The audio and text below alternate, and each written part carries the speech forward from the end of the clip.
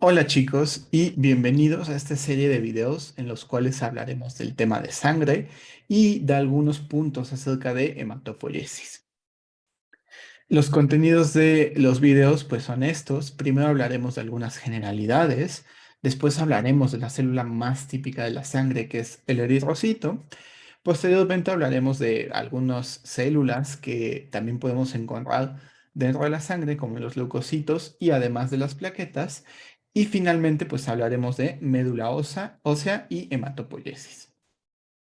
Empezamos hablando acerca de unas generalidades y antes que nada, pues vale la pena mencionar que la sangre, dependiendo de la bibliografía, de la fuente que consulten, en algunos casos se considera como un tejido conjuntivo especializado. Y este tejido conjuntivo especializado pues tiene la característica de que es líquido, ¿ok? Hay algunas personas que, bueno, pues no lo consideran un tejido conjuntivo, que ni siquiera lo consideran un tejido, pero pues para fines académicos, para fines de evaluación, la sangre es un tejido conjuntivo especializado. Este tejido representa aproximadamente el 7% del peso corporal, por lo cual, bueno, pues si ustedes conocen su peso, podemos realizar el cálculo de cuántos litros de sangre tenemos cada uno de nosotros. Y este tejido, bueno, pues también circula por el organismo y se encuentra confinado a los vasos como arterias y venas y además al corazón, lo cual, bueno, pues corresponde al aparato cardiovascular.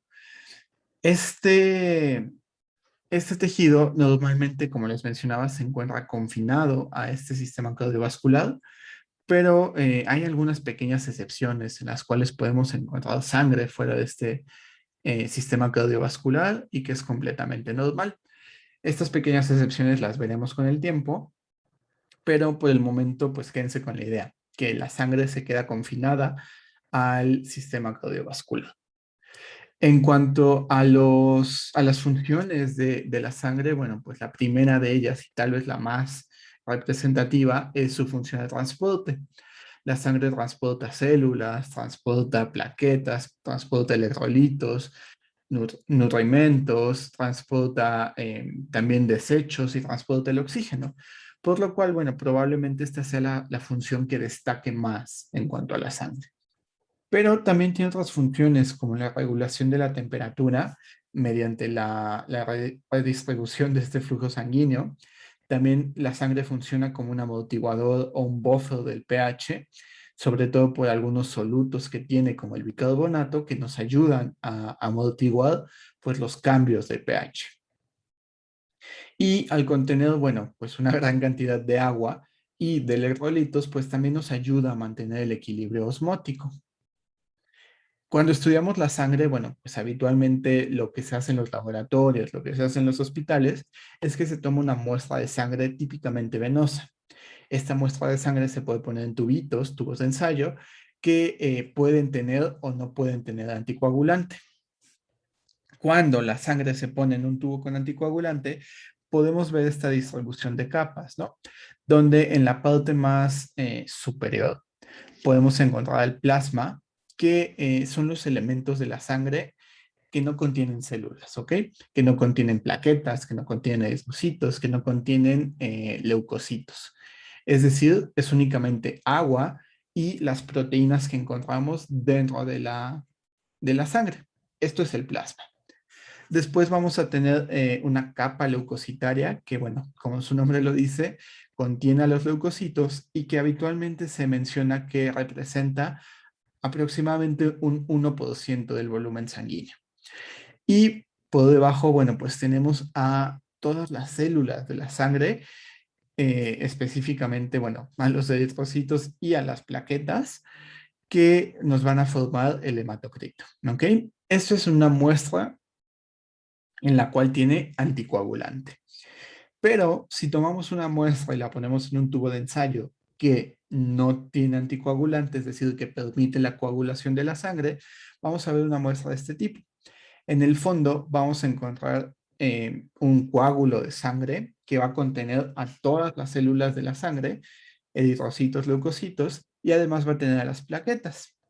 Además de esto, va a tener unas proteínas muy especiales que se conocen como factores de la coagulación o proteínas de la coagulación. todo esto en el coágulo. Y lo que queda, todo lo que no es el coágulo, va a ser el suero. Este suero está compuesto por agua y proteínas de la sangre. Sin embargo, este suero, a diferencia del plasma, no contiene los factores de coagulación. Entonces, esta es la diferencia que podemos tener entre suero y plasma. El plasma contiene factores de coagulación, el suero no. ¿Ok? Y bueno, aquí tenemos un pequeño esquema en el que podemos dividir a la sangre en los elementos formes, que bueno, corresponden a eritrocitos, leucocitos y plaquetas, y el plasma, que bueno, es lo que les mencionaba, ¿no? El plasma es todo este líquido que podemos encontrar en la sangre, junto con los factores de coagulación. Si al plasma le quitamos los factores de coagulación, entonces tenemos el suero, que está compuesto principalmente de agua y de algunas proteínas, como por ejemplo la albúmina. ¿Ok? Otro método de estudio de sangre, que bueno, ya es un poquito más histológico porque lo estamos viendo al microscopio, es mediante el frotis sanguíneo. En este frotis se toma una gotita de sangre de la muestra del paciente, se pone en un portaobjetos y en el mismo portaobjetos, bueno, pues se corre la muestra, se extiende a lo largo del portaobjetos y nos permite, pues, bueno, teñirla y posteriormente verla al microscopio. Cuando vemos una muestra de sangre, pues de un frotis de sangre al microscopio, vamos a ver las siguientes células que corresponden pues a los elementos formes de la sangre.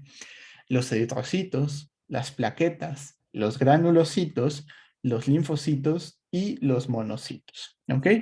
Más adelante estudiaremos cada una de estas células, pero bueno, es importante que las vayan conociendo de una vez. Otra forma de estudio de la sangre es mediante la biometría hemática, que es un estudio de gabinete en el cual, bueno, pues vamos a analizar los componentes de la sangre y pues gracias a máquinas de laboratorio pues especializadas en este tipo de procesos, nos va a dar un recuento de las células de la sangre, de las plaquetas y bueno, de algunos valores que tienen que ver con la hemoglobina, con el tamaño de los eritrocitos, etcétera. Entonces, bueno, pues esto también lo vamos a ver un poquito más adelante. Pero bueno, vamos a empezar a hablar acerca de la primera célula y probablemente la más característica de la sangre, el eritrocito. Esta definición viene en el Gardner pues, de histología y me gusta mucho porque es muy descriptiva acerca del eritrocito. Eh, Esta es una cita textual donde menciona que cada eritrocito se asemeja a un disco bicóncavo que mide 7.5 micrómetros de diámetro, 2.5 micrómetros de grosor en su región más ancha y 1 micrómetro de grosor en su centro. Esto pues nos da una idea general acerca de la célula del eritrocito. ¿Okay? Cuando ya vemos algunas pues, imágenes, tanto en esquemas como imágenes histológicas, pues vemos que esto se cumple, ¿no? El eritrocito es un disco bicóncavo que tiene una porción externa más gruesa y que en su porción interna pues es un poquito más delgada. Esto se asemeja más o menos como si el eritrocito fuera una dona, ¿ok? Aquí este esquema de Gauss menciona que mide 7.8 micras, bueno, es variable dependiendo de la bibliografía y además, bueno, pues no todos los eritrocitos miden lo mismo, va a depender, pues, más bien va a ser un promedio, ¿no? De lo que mide. Ustedes apréndanse del 7.5 micras y vean cómo a lo ancho tiene una región pues más gruesa y una región pues más delgadita, ¿ok? Esto es importante porque pues tiene que ver con la estructura del eritrocito que vamos a ver más adelante. Fíjense cómo también en la fotomicrografía del frotis podemos observar, ¿no? Cómo estos eritrocitos tienen una periferia que se tiñe de forma más intensa porque es más gruesa y tiene un centro pálido que corresponde, bueno, pues a esta región adelgazada del disco bicóncavo, ¿ok? Los eritrocitos, pues por definición, son células anucleadas. En el ser humano no existe eritrocito con núcleo, ¿ok? Eso no existe bajo ninguna condición en el humano. En algunos otros animales sí existe, pero en el humano no hay eritrocitos con núcleo. Estos eritrocitos tampoco tienen organelo, salvo el citoesqueleto, pero de igual manera, por definición, no tienen organelos.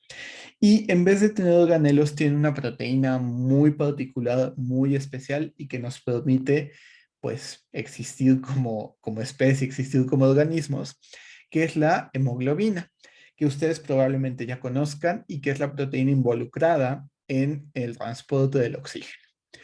También tiene algunas enzimas, probablemente la más característica de estas enzimas sea la anhidrasa carbónica, enzima que vimos en los osteoclastos.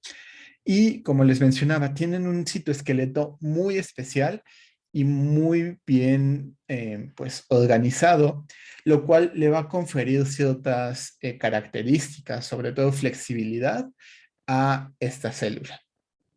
Y bueno, de una vez les menciono, estos eritrocitos viven en promedio 120 días, 3 meses, por lo cual pues diario estamos recambiando nuestro volumen de eritrocitos, ¿ok? Estos eritrocitos cuando llegan a vivir más de 120 días pues pierden esta capacidad de flexibilidad de la cual vamos a hablar más adelante, ¿ok? Aquí tenemos una electromicrografía de barrido donde estamos observando pues justamente varios eritrocitos, ¿no? Vemos cómo tienen un centro, digo, perdón, una periferia pues más gruesa y cómo el centro pues es un poquito más delgadito. Incluso, bueno, en algunos casos, no sé si ustedes ya lo hayan visto, pero hay un meme de que estos eritrocitos parecen manguitos enchilados, ¿no? Como las gomitas. Pues sí, tienen cierto parecido, sobre todo si los coloreamos de color rojo. Y aquí está la hemoglobina. Esta hemoglobina puede presentarse de distintas formas, sobre todo la principal diferencia es entre la hemoglobina fetal y la hemoglobina del adulto. La hemoglobina del adulto la podemos encontrar formada por 2 cadenas alfa y 2 cadenas beta.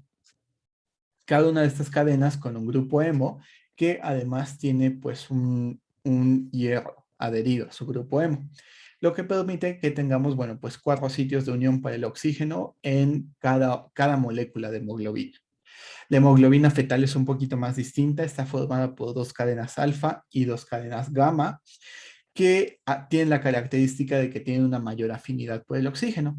Esto hace que el oxígeno se una de forma más fuerte, por así decirlo, pero también evita que el oxígeno se separe con tanta facilidad de la hemoglobina.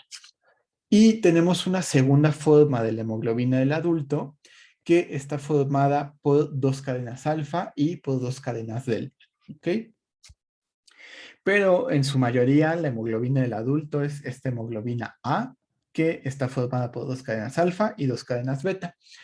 La hemoglobina es una proteína muy curiosa porque en lugares donde tenemos altas concentraciones de oxígeno, como por ejemplo los capilares de los pulmones, la hemoglobina se une firmemente a este oxígeno. Sin embargo, conforme la hemoglobina, o bueno, los eritrocitos viajan a lugares más distantes, donde la concentración de oxígeno es más baja, pues esta hemoglobina se vuelve más afín por el dióxido de carbono y libera su oxígeno, lo que permite el intercambio gaseoso en los tejidos periféricos. ¿Ok? Eso es lo que encontramos en el interior del eritrocito.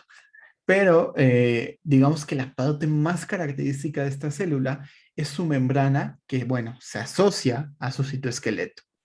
Vean cómo de este lado tenemos la membrana plasmática del eritrocito con su bicapa de fosfolípido, como ya la conocemos, y vean cómo tiene distintas proteínas integrales y proteínas periféricas, que nos van a ayudar sobre todo a anclar estas fibras azules que corresponden a fibras del citoesqueleto o filamentos del citoesqueleto que están compuestos principalmente por una proteína que se llama espectroína. Así como si estuviéramos hablando de un espectro o de un fantasma, este es el nombre que se le da a la proteína que le brinda estas características tan especiales al eritrocito, la espectroína. ¿Ok? Vamos con este esquema que está un poquito más sencillo y que también nos representa la membrana de color morado, de color lila, y vemos las distintas proteínas, pues tanto integrales como periféricas, ¿no? Se describen una gran cantidad de proteínas, pero a mi parecer, estas que tenemos aquí, estas 5 proteínas, son las más representativas de la membrana y del citoesqueleto del eritrocito, ¿ok? Antes que nada, pues vamos a hablar de la espectrina, esta proteína que les mencionaba, que se encuentra pues en el citoesqueleto del eritrocito y que está formada por tetrámeros, ¿ok? Esta espectrina, estos filamentos de espectrina, pues están formadas por 4 filamentos o 4 subunidades que, bueno, en conjunto forman tetrámeros. Estos tetrámeros se asocian, pues firmemente, se asocian íntimamente con la actina, que ustedes ya saben que son filamentos delgados, filamentos finos del citoesqueleto. Además, estos tetrámeros de espectrina forman arreglos que en algunos libros se describen como hexagonales, así como si estuviéramos haciendo un hexágono, esta forma de 6 lados, pues eso es lo que está haciendo la espectrina. Y la espectrina es esta proteína que le da la capacidad de deformarse, esta flexibilidad al eritrocito. Sí, bueno, ya que hablemos más adelante de los capilares, pues hay algunos capilares, algunos vasos sanguíneos tan pequeños que apenas si permiten el paso de los eritrocitos, al punto de que los eritrocitos se tienen que doblar, se tienen que deformar, se tienen que torcer, tienen que hacer un acto de contorsión para poder atravesar estos capilares tan pequeños. Y es por esto que pues necesitan de un citoesqueleto que les permita ser tan flexibles, ¿ok? Eso es en cuanto al citoesqueleto. Sin embargo, hay algunas otras proteínas integrales o periféricas que se asocian a la membrana plasmática que nos ayudan a mantener este citoesqueleto fijo, ¿ok? Porque nos interesa que este citoesqueleto pues, se mantenga en esta conformación hexagonal tan específica y asociado a la membrana. Por lo cual tenemos estas otras proteínas como la proteína banda 3, que por un lado es una proteína integral que funciona también como canal y transporta cloruro y bicarbonato, ¿ok? Pero también es una proteína que nos ayuda a anclar otras 2 proteínas como la anquilina y la banda 4.1, ¿ok? Hasta ahí le vamos a dejar. La banda 4.1 es un complejo de proteínas que sirven como anclaje para la espectrina. Este complejo de proteínas está formado por actina, troponina, tropomiosina y otra proteína que se conoce como aductina. ¿Ok? Esta banda 4.1 es como el nexo o es como el vínculo que une al esqueleto de espectrina con la membrana plasmática. ¿Ok? Por un lado, hagan de cuenta, en una mano del complejo de banda 4.1 tiene a los tetrámeros de espectrina y del otro lado, pues le anda agarrando la mano a la banda 3, ¿ok? De esta forma, pues se une el citoesqueleto con la membrana plasmática. Después tenemos a la glucoforina, que es la proteína integral, pues más abundante en la membrana del eritrocito. Y este es importante por 2 cosas. Una de ellas es que en su superficie extracelular entra en contacto con algunos carbohidratos que forman glucocálix y que nos van a dar el grupo sanguíneo. Pero también es una proteína importante en el sentido de que evita la adhesión de los eritrocitos con otras células o con otros eritrocitos. Imagínense que en la sangre, pues todos nuestros eritrocitos se pegaran, se aglomeraran, hicieran como una bola de eritrocitos.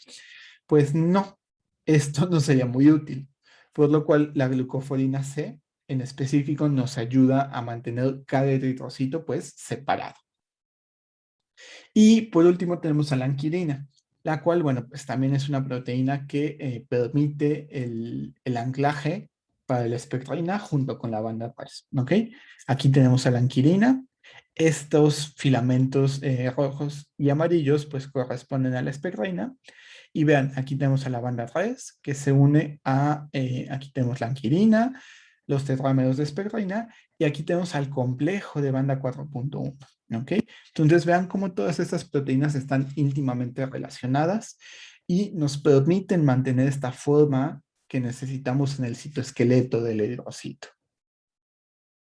Bien, entonces, entendiendo todos esas relaciones que tiene el citoesqueleto con la membrana, pues podemos pasar a la siguiente parte, que es esto que les mencionaba de estos carbohidratos que se unen a las proteínas integrales de la membrana del eritrocito y que nos dan el grupo sanguíneo. Antes de hablar un poquito más a fondo de esto, ustedes tienen que saber que, bueno, hay distintos antígenos de membrana, hay distintas moléculas en la membrana del eritrocito que, bueno, pues nos pueden dar distintos grupos sanguíneos en distintos sistemas. El sistema más utilizado es el sistema ABO con el antígeno RH, que también se conoce como antígeno D. Esto no significa que no haya algunos otros antígenos de membrana en el eritrocito, pero pues es el más utilizado y es el que, bueno, ustedes tienen que conocer.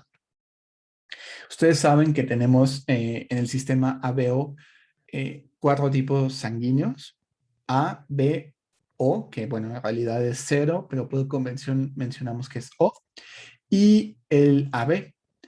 Cada uno de estos tipos sanguíneos está dado por un carbohidrato, un azúcar terminal en la cadena de glucocálix de las glucoproteínas. Aquí tenemos, por ejemplo, el grupo A, donde tiene una cadena de acetilglucosamina y de galactosa con un grupo fucosa, y como carbohidrato terminal, como azúcar terminal, tenemos N-acetilgalactosamina, ¿ok? Esta acetilgalactosamina es el carbohidrato o el antígeno que nos está dando el grupo sanguíneo A, ¿ok? Todos ustedes que tengan un grupo sanguíneo A, pues en la membrana de todos sus eritrocitos tienen una N-acetilgalactosamina terminal. Por otro lado, si nos vamos al grupo sanguíneo B, tiene la misma configuración, pero el azúcar terminal, el carbohidrato terminal, es simplemente una galactosa. Si alguno de ustedes pues presenta el grupo sanguíneo B, pues que sepa, ¿no? Que tiene una galactosa terminal. Y en el caso del grupo sanguíneo AB, pues estas personas tienen ambos antígenos o ambos azúcares terminales.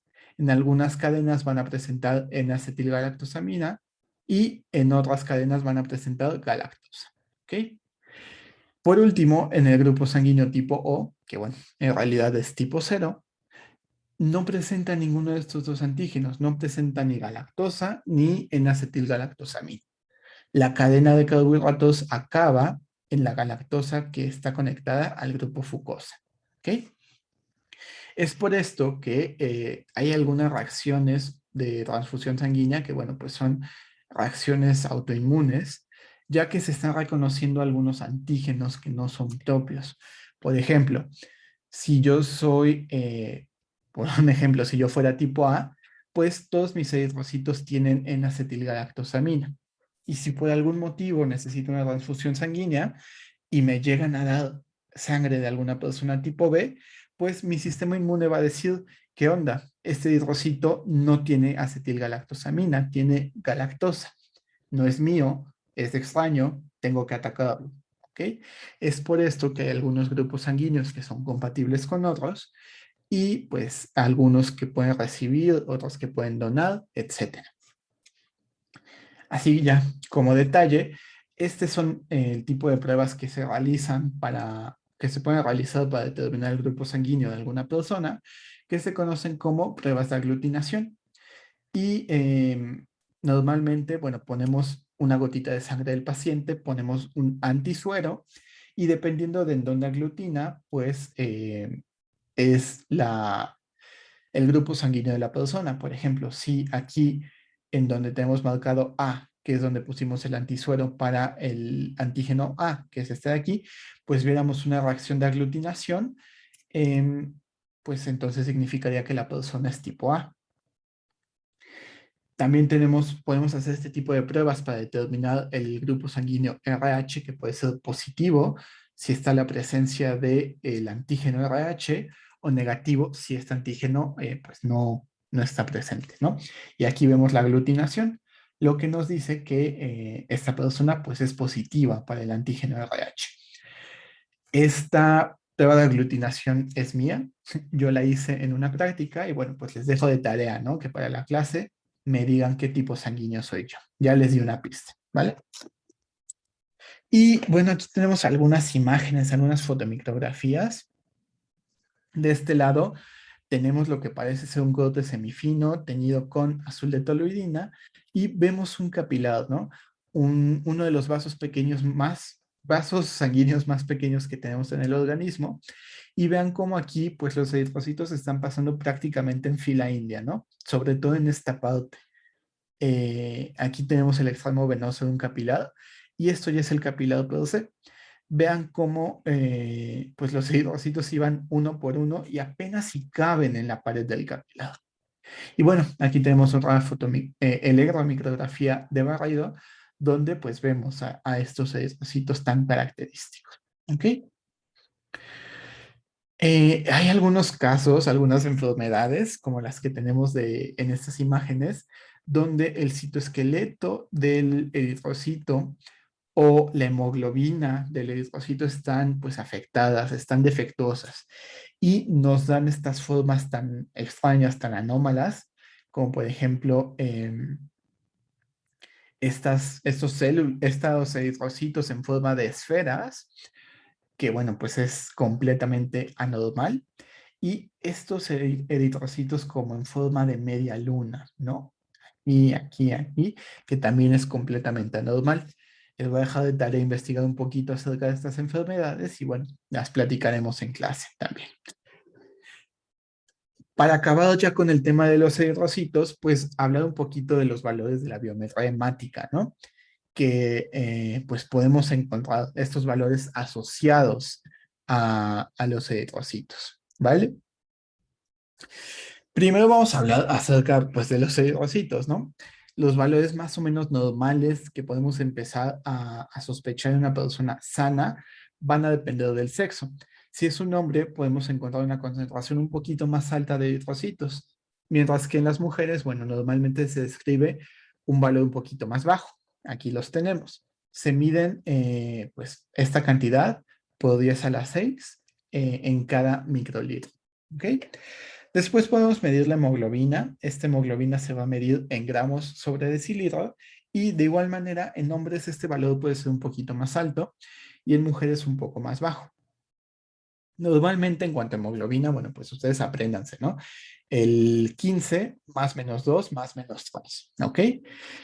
Y esta hemoglobina, si encontramos un valor bajo de hemoglobina, nos va a dar la pauta para diagnosticar anemia, ¿ok? Si tenemos un valor más bajo de 14 en caso de hombres, más bajo de 12 en caso de mujeres, pues podemos diagnosticar anemia. Y el hematocrito. El hematocrito se conoce como el porcentaje de sangre que está formado por eritrocitos, ¿ok? Este porcentaje pues va más o menos del 40 al 50% y bueno, en mujeres podemos esperar un valor un poquito más bajo, pero por regla general pues entre 40 y 50%, ¿vale? Estos valores son importantes que los vayan conociendo desde un momento porque los van a usar de aquí en adelante durante toda su carrera, ¿ok? Entonces, pues si se los van aprendiendo, si van eh, recordando este tipo de valores, les va a ser muy útil. Después de estos valores, que bueno, son como más, un poquito más macroscópicos, nos vamos a los valores propios de los eritrocitos o que también se conocen como índices de Windrow, ¿ok? Estos índices nos hablan de el tamaño y de la concentración de hemoglobina que vamos a encontrar en los eritrocitos, ¿ok? El primero de estos valores o índices es el volumen corpuscular medio. Y como su nombre lo dice, es el volumen en promedio de cada uno de los eritrocitos, ¿ok? De qué tamaño es cada eritrocito. Esto pues va más o menos de 80 a 100 y se mide en una unidad que se conoce como femtolitros. Después tenemos la hemoglobina corpuscular media, que es un valor que nos dice cuánta hemoglobina hay en cada eritrocito, ¿ok? Un valor estimado de cuánta hemoglobina tiene cada eritrocito. No confundir con la concentración de hemoglobina corpuscular media, que nos habla de cuánta hemoglobina hay en un volumen de la muestra. En forma más simple, cuántos gramos de hemoglobina hay por cada decilitro de sangre. ¿Ok? Y por último tenemos el ancho de banda, que este ancho de banda que tenemos aquí abajo nos habla más o menos qué porcentaje o en qué porcentaje son distintos los eritrocitos unos de los otros. Sabemos que no todas las células de nuestro cuerpo son iguales, no todas son perfectas, algunas son más grandes, más chiquitas, pero hay un valor estimado para esta variación, ¿no? Y este valor estimado va del 11 al 14%. Generalmente no esperamos una variación más allá del 14% en cuanto a la forma y tamaño de los eritrocitos. ¿Ok? Ahora, ya mencionábamos que un descenso en la hemoglobina nos habla de anemia. ¿Ok? Sin embargo, tenemos distintos tipos de anemia que, bueno, pues a nosotros como médicos nos encanta clasificar, puede que pues así es más sencilla la vida. Y la anemia la podemos clasificar de acuerdo al tamaño de los eritrocitos y de acuerdo a la concentración de hemoglobina corpuscular, no, perdón, de acuerdo a la hemoglobina corpuscular media, es decir, de acuerdo al contenido de hemoglobina que tiene cada célula, ¿ok? Entonces, tenemos a la anemia y por su tamaño, pues podemos utilizar el volumen corpuscular medio. Si tenemos una anemia de células pequeñas, pues vamos a tener una anemia microcítica. Si tenemos una anemia de células grandes, vamos a tener una anemia macrocítica. Si tenemos una anemia en donde los eritrocitos son de tamaño normal, entonces tenemos una anemia normocítica. ¿Vale? Ahora, la hemoglobina corpuscular media generalmente se refleja en el color de los eritrocitos. Si vemos un eritrocito pues pálido, es porque tiene poca hemoglobina. Entonces, pues con este parámetro podemos clasificar a las anemias en anemias hipocrómicas, cuando son eritrocitos pálidos, eritrocitos con baja concentración de hemoglobinas, o anemias normocrómicas, eritrocitos pues con una cantidad adecuada de hemoglobina. Entonces podemos tener, por ejemplo, una anemia microcítica hipocrómica, como en los casos de déficit de hierro, o podemos tener una anemia normocítica normocrómica, como un caso de sangrado pues que se presenta de forma aguda, o una anemia muy especial que se conoce como anemia megaloblástica. Esta anemia megaloblástica generalmente es una anemia pues macrocítica y normocrómica, ¿vale? Con esto, bueno, nada más les quiero recomendar esta serie que se llama Cells at Work. Si quieren, vean los primeros capítulos nada más y les va a dar una idea pues muy divertida y muy general acerca de las células de la sangre, ¿ok? Sobre todo, bueno, de los eritrocitos, que son como el personaje principal de esta serie. Pues chequenla si pueden, si tienen tiempo, al menos vean pues el primer capítulo. Con esto acabaríamos la parte de generalidades y del eritrocito. Y pues ya en el siguiente video hablaremos de las demás células de la sangre. Les agradezco y pues si tienen alguna duda me pueden mandar un mensaje o pueden checar su bibliografía.